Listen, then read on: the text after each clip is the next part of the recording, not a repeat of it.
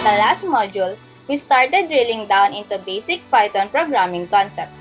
We were also able to create our Hello World program and perform basic arithmetic operations. This time around, we're going to utilize Boolean values more and perform logical operations. Hello, my name is Rachel, and today, we'll work on comparison and logical operators to create if-else statement, nested statements, and even loops using for and while. Let's go ahead and get started.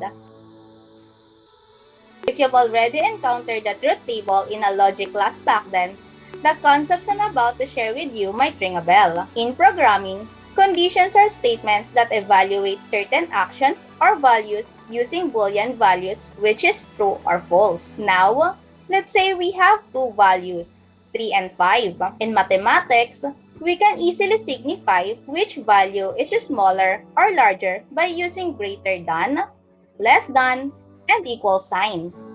In programming, we can use these symbols to compare two values and get answers by building a condition. In Python, we can use the following comparison operators. First is the comparison of equality, denoted by two equal signs. You can use this to check if two values are equal. If the values are equal, the condition should return the Boolean value true. Otherwise, it should return false. For example, in this line of code right here, since the left value 3 is not equal to the value on the right, which is 5, the condition returns false. Second is the comparison of greater value, denoted by the greater than sign. If the value at the left side of the sign is greater than the value on the right, then the condition becomes true.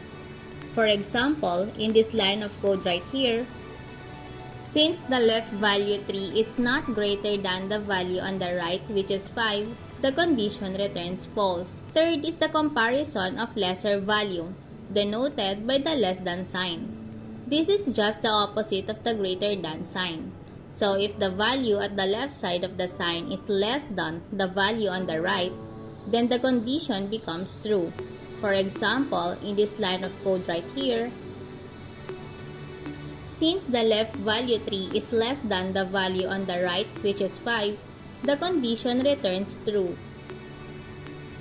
Fourth is the combination of equality and comparison of greater value, denoted by the greater than sign followed by one equal sign. This means the condition will return true if the value at the left side of the sign is greater than or equal to the value on the right. For example, in these conditions, for the first one, since the left value 6 is greater than the value on the right, which is 5, the condition returns true. For the second one, although 5 is not greater than 5, it is equal to 5, so the condition still returns true. Fifth is similar to the previous one, is a combination of equality and this time, the comparison of the lesser value. This is denoted by the less than sign followed by one equal sign. This means the condition will return true if the value at the left side of the sign is less than or equal to the value on the right. For example, in these conditions, for the first one, since the left value 6 is not less than the value on the right, which is 5, the condition returns false. For the second one, just like the previous example, although 5 is not less than 5, it is equal to 5. So the condition still returns true. Lastly, we have the comparison of inequality, which is denoted by an exclamation point followed by an equal sign. You can use this to check if two values are not equal. For example, we have the following conditions. Since 6 is not equal to 5, the condition returns true. The second condition, however, returns false since 5 is not equal to 5. Also, It's important to note that these conditions are not just exclusive to numerical values such as integers and floats. We can also use this to compare strings and even Boolean values. To put it simply, we have the following examples.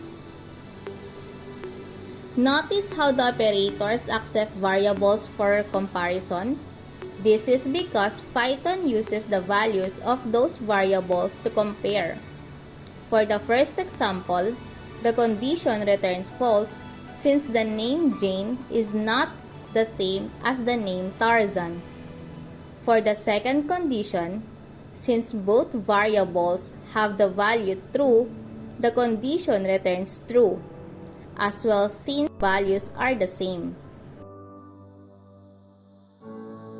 Now that you know how comparison operators work to create conditions, let's go ahead and try combining conditions with the help of logical operators. There are three logical operators in Python: and, or, and not.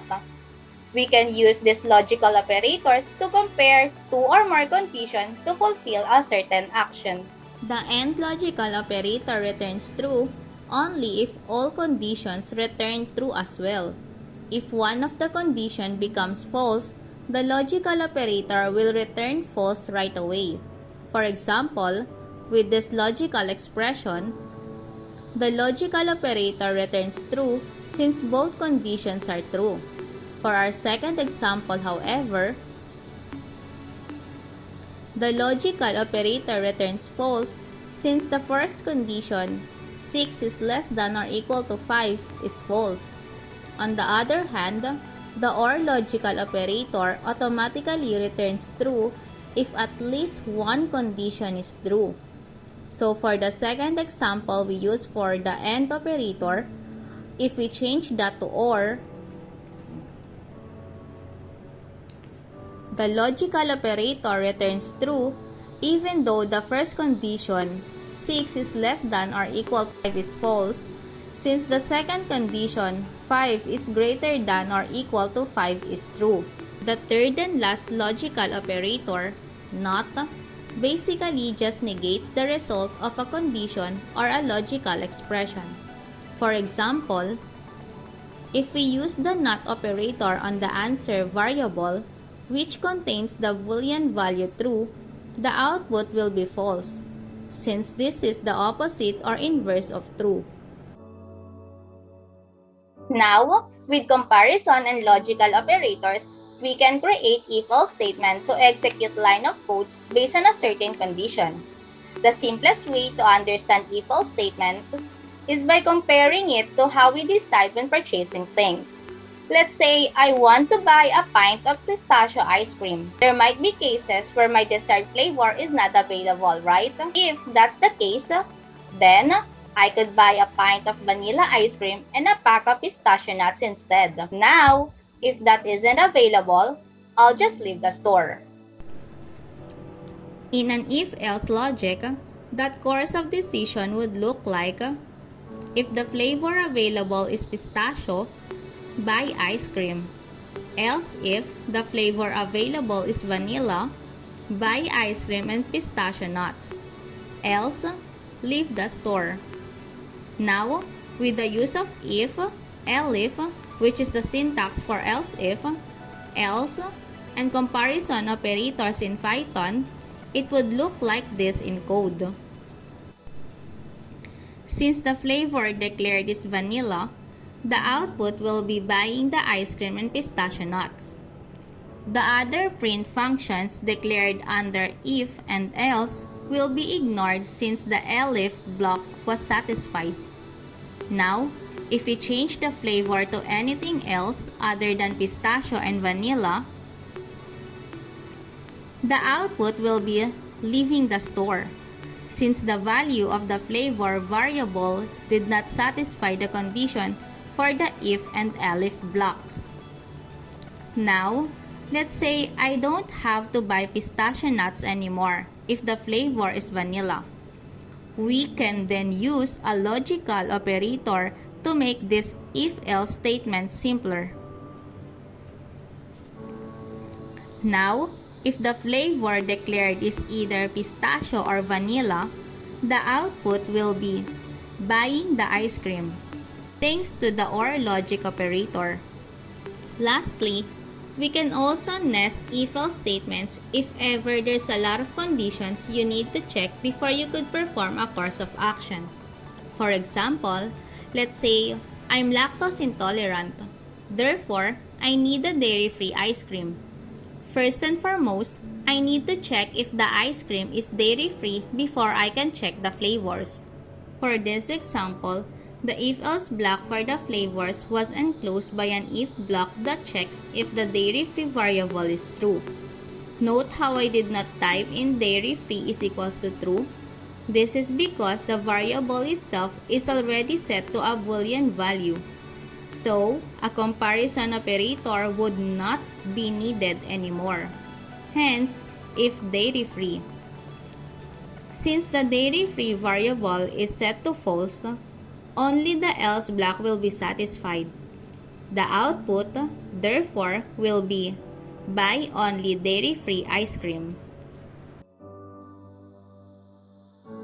Now, let's go ahead and dive into loops. Did you know that you can also use conditions to execute actions or lines of codes repeatedly? To achieve this, you can make use of either for loop or the while loop. While loops are used to execute code repeatedly as long as the condition is still returning a certain Boolean value.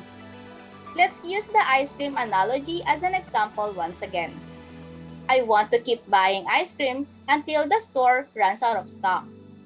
With mathematical operations and a while loop, we can do something like, with these lines of code, buy ice cream will be displayed before subtracting the current value of the quantity variable by 1 and will continue doing so as long as the quantity is greater than 0. After that, once quantity becomes 0, ice cream is now out of stock will be displayed on the console. Now, here's a fun fact. There's actually a shorter way to increment and decrement values in a variable. For our current example, quantity is equals to quantity minus 1 can be declared as quantity followed by the minus sign and an equal sign, and then the subtrahend, which is in this case is 1. You can also do the same for the other arithmetic operators, as long as the goal is to perform the arithmetic operation and store the answer back to the variable. Notice how we indented both the print buy ice cream and quantity minus equal 1. As mentioned in the previous modules, indentation is really important in Python, since unlike the other programming languages, Python doesn't use brackets. Therefore, indentation should be properly observed so that Python knows which line should be executed for that block. For example, if we remove the indentation for quantity minus equal 1, not only will the quantity minus equal 1 execute after the while loop is done, but the loop will also run forever, since the value of quantity will never become 0, resulting in an infinite loop. So, to avoid infinite loops, make sure that the Boolean return value for the condition will change at some point while the loop is running. If the quantity never runs out, then we'll just keep on buying ice cream. The second type of loop is called a for loop, which is useful to iterate through sequential data structures such as strings, lists, and dictionaries. Strings are technically just sequences of characters. Therefore, if we wanted to, we can use the for loop to iterate through each character in that string. For example, this for loop will print each letter one at a time. To create for loops, simply type in for and in and a colon. The lines of code to execute for loop should be indented underneath. The for keyword should be followed by the iterator name. This can be named anything, although it's a good practice to be as consistent and descriptive as possible with names. You'll be using this iterator name to access the value derived from each iteration, as seen in the print function. Lastly, don't forget to declare the sequential data to iterate through, which in this case is a string variable named word. There you have it, our first for loop. These for loops, however, are extensively used more to iterate lists, dictionaries, sets, and tuples, all of which will be covered in the next module. So for now, let's wrap up. In this module, we'll learn how to utilize comparison and logical operators to create if-else statement and loops. Our next module will be all about Python data structures and functions. We'll also talk about the differences between mutable and immutable data. Thank you for listening and see you on the next one.